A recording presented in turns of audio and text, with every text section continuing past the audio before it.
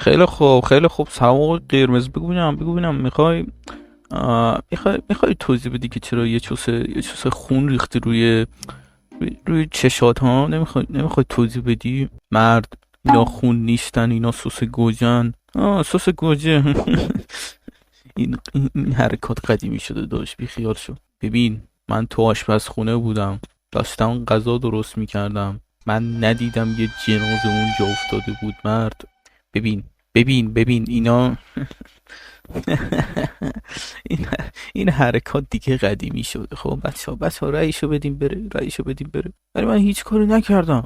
رأیشو بدیم بره. رأیشو میگم بدیم بره. سلام عزیزم، چیزی شده؟ تو زن داری؟ آره من زن دارم. چی شده؟ چیزی نیست، اتفاقی نیفتاده، نگران نباش. یه جز سس دیدن رو چشام، میگم این پاس دارم باید منو بندازم بیرون. ای وای، یعنی باید بمیری؟ آم رأیاتون رو دادین یا نه؟ بهش رأی بدین.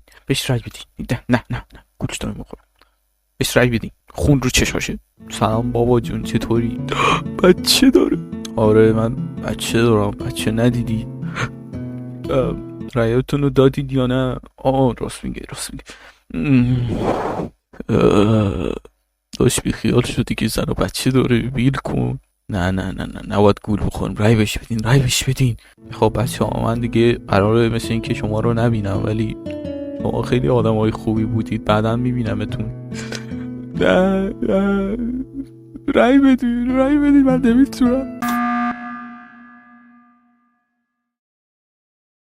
ای جدی این پاستر بود؟ واسه ببینم به این دوتا